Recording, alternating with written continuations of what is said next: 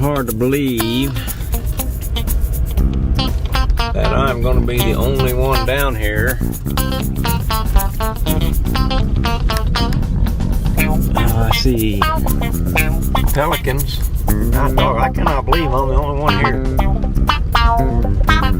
But it's alright by me. Got the whole lake to myself. How about that? Looks good. Still a little bit low.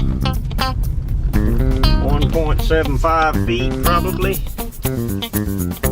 Let me unload my gear and let's roll. Alright, it's almost lunchtime. Moving a lot slower than I usually do. But it's a gorgeous day. This is going to be a good trip whether I catch any fish or not. Let me walk up on the ridge. I'll show you where I'm going. Got my rig all ready. Let me walk up here so I can show you the route I'm going to take. I could get in the mouth of the creek if I wanted to, but I'm going to, since I got my waders on, I'm going to take a little different route. Alright, we're going to start over here at the boat ramp. Go all the way up here, right to those dead trees right here. That tall dead tree out there, that's the route, and that's where the creek comes closest to the lake. Otherwise, you got to go all the way over here and up into that area. That's a lot of extra paddling, and it's easier to drag the boat, so I'm going to do that. But that's where I'm going.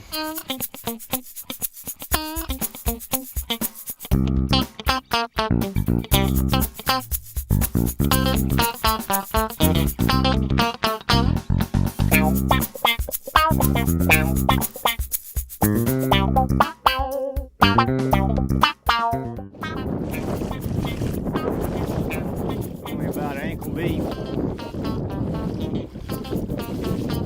It's way easier to pull this boat than to try to paddle through this shallow water.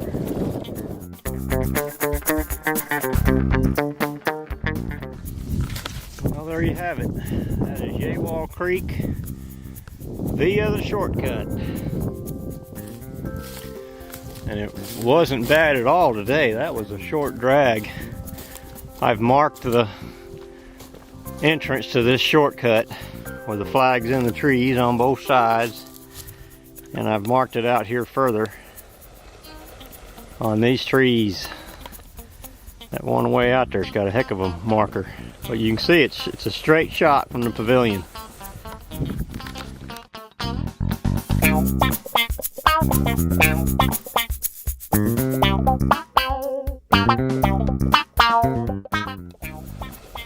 There's the pavilion and the boat ramp way over there. You just come straight across the lake. You look for these two trees. Matter of fact, these are just about the only dead trees in here. And you shoot right for this spot. Drag your boat over about 100 yards, and depending on how high the water is, when the water's way up, this is even a better shortcut. And there you go. That's upstream, that's downstream. Water's starting to clear up a little bit. Let's see if we got any fish in here. Easy trip. Looks like we got some surface activity right here. Guess I should throw a few lures in there and see what happens.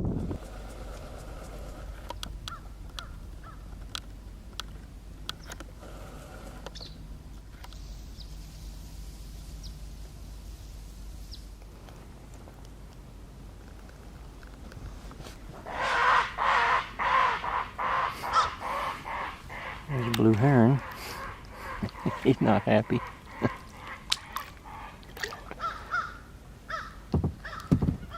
This place is loaded with wildlife.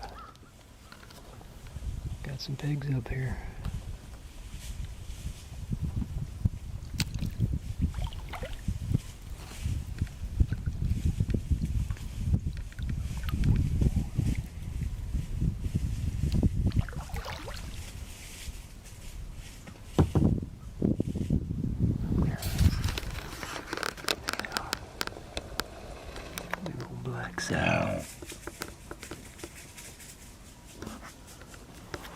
big one. A whole bunch of them, they don't travel by themselves. There they go. Well, here's the Wolf Pond area. The trailway is just up on top of that hill. And the creek makes a real steep turn here. Most people miss it and they go up that way first. They go up into that cove and they totally miss the fact that the creek goes around this bend and back out that way. Yep. The creek goes that way. There's a big, and that, you can go way up there too. But it's a shallow flat and there's no running water. I saw a bobcat right there once. Got some pictures of him. The trail's right up on top of that hill. But the creek goes this way. This is a good deep hole right here, and there should be some crappie in this. I'll stop at it on the way back.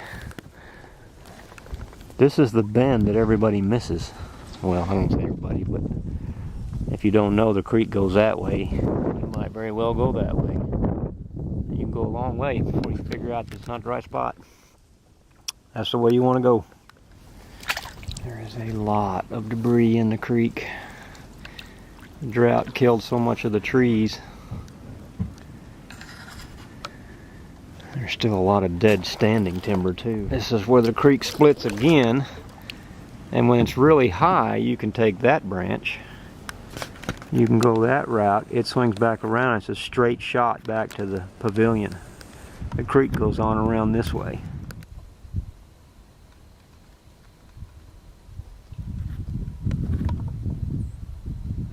Alright, I got a couple of otters here.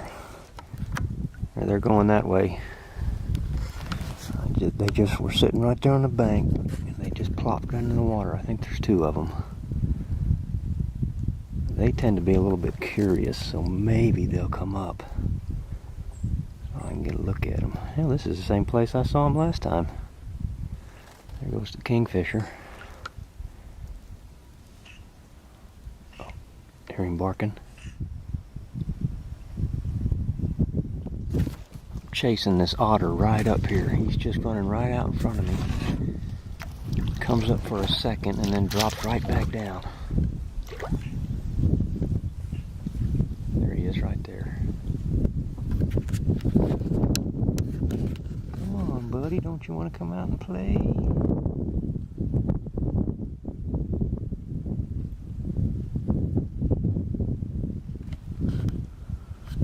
Right, he stopped right there. When they take off, they leave bubble trails. He's right in there. Where? Huh. Well, here's a new blockage. I think I can go around the end, but we'll see. I think the last time I went over the trunk.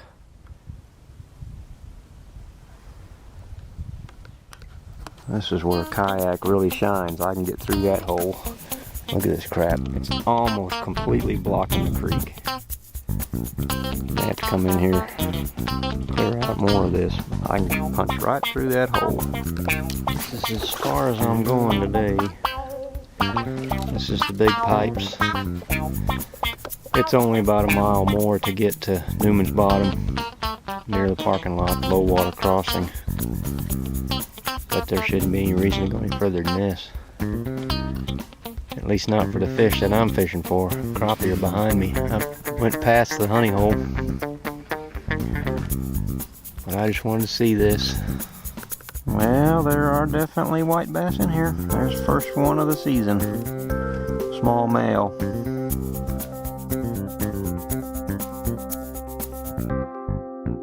Caught that one while I was trying to catch a crappie. Jigging straight down. That's a big enough fish to keep, and that's exactly what's going to happen to that poor boy. Gal, I think that's female. Big male or female.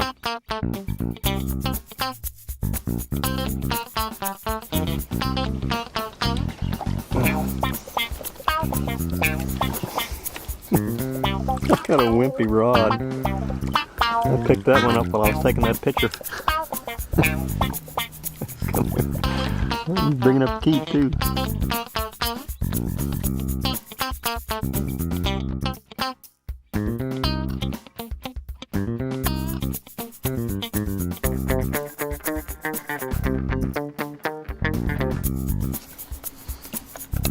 fishies. I store them up there, that way they don't interfere with my paddling. Which is a long way. I guess it's about 3 o'clock, maybe 4, and I'm going to go ahead and head back. I got enough fish, 8 or 10 on that line, and I could catch more, but what's the point? I just wanted to know if they were here and if they were biting. And they are. So what are y'all waiting on? Let's roll. Come on down the Yegua and catch yourself some fish. Raccoon.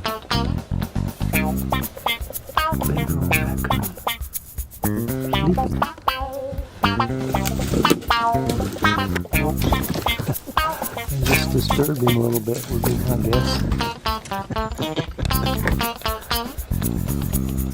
Raccoon sleeping right there in that tree. You never know what you see on the A-roll.